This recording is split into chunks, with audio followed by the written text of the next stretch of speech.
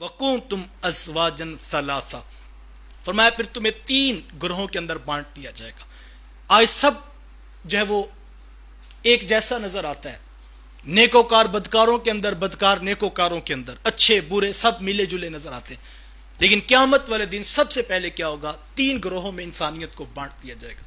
پھر ان تینوں گروہوں کی تعریف کی گئی، فَأَصْحَابُ الْمَيْمَنَةِ مَا أَصْحَابُ الْمَيْمَنَةِ، وہ دائیں ہاتھ والے، ما اصحاب المیمنہ، کیا شان ہوگی دائیں ہاتھ والوں کی، وَأَصْحَابُ الْمَشْأَمَةِ ما اصحاب المشأمہ، اور وہ بائیں ہاتھ والے، کیا خستہ حال ہوگا بائیں ہاتھ والوں کا، وَالسَّابِقُونَ السَّابِقُونَ، اور آگے رہنے والے آج بھی آگے رہنے والے ہوں گے۔ 3 گروہ بنائے، ایک اصحاب المیمنہ اور ایک اصحاب المشأمہ اور ایک والسابقون السابقون۔ اصحاب المیمنہ کون ہیں؟ وہ خوش قسمت جن کو ان کے نامہ اعمال ان کے دائیں ہاتھ میں پکڑا دیے جائیں گے، اور اصحاب المشأمہ کون ہیں؟ وہ بد قسمت کہ جن کے نامہ اعمال ان کے بائیں ہاتھ میں پکڑا دیے جائیں گے۔ جب آپ اسکول کی رزلٹ ڈے کی اناؤنسمنٹ سنیں تو 2 حصوں میں لوگ بٹ گئے، ایک وہ ہو گئے جو پاس ہو گئے، ایک وہ ہو گئے جو فیل ہو گئے۔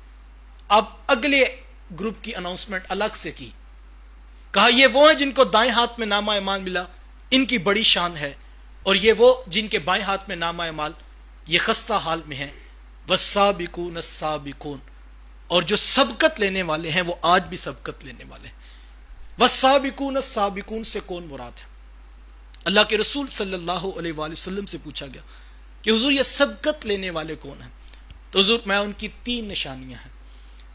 ایک تو جب ان کو ان کا حق دیا جاتا ہے تو وہ قبول کر لیتے ہیں، کوئی ان کو ان کا حق دیتا ہے تو اس کو قبول کر لیتے ہیں، اور حضور میں جب ان کو خرچ کرنے کو کہا جاتا ہے تو وہ خرچ کرنا شروع کر دیتے ہیں، اور تیسرا فرمایا کہ اپنے لیے جو پسند کرتے ہیں وہ اوروں کے لیے بھی وہی کچھ پسند کرتے ہیں۔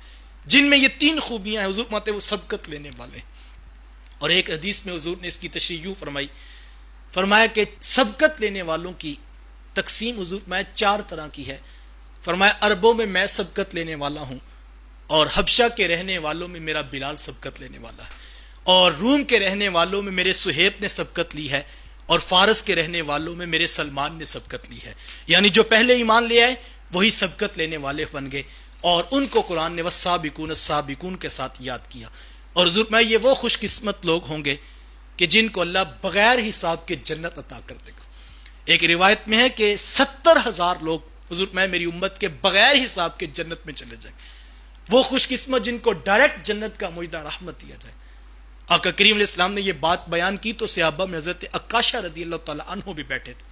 مقدر کی بات ہوتی ہے، رحمت کا باڑا بٹ رہا تھا اور برکتوں کا مینہ برس رہا تھا، 2 جہاں کے سردار آقا کھجور کی بنی ہوئی چٹائی پہ جلوہ فراز اور اپنے پاس بیٹھنے والوں کو جنت کی بشارت سنا رہے تھے۔ حضور میں 70,000 ایسے خوش قسمت ہیں جن کو اللہ بغیر حساب کے جنت عطا کر دے گا۔ حضرت عکاشہ رضی اللہ تعالیٰ عنہ فوراً عرض کرتے ہیں حضور ہاتھ اٹھائیے نا، اللہ ان 70,000 میں مجھے بھی شامل کر لے۔ تو حضور علیہ السلام نے ہاتھ اٹھا دیے اور عرض کی مالک عکاشہ کو ان 70,000 میں شامل کر لے۔ کسی اور نے حضرت عکاشہ کو دیکھ کر عرض کی حضور میرے لیے بھی دعا کر دیں، تو حضور میں نہیں، آج تو سبقت عکاشہ لے چکا ہے۔ یعنی جن کے بارے حضور نے فرما دیا وہی سبقت لینے والے بن گئے۔ تو یہ وہ خوش قسمت ہیں جن کو جنت بغیر حساب کی عطا فرمائی جائے۔ اللہ اکبر۔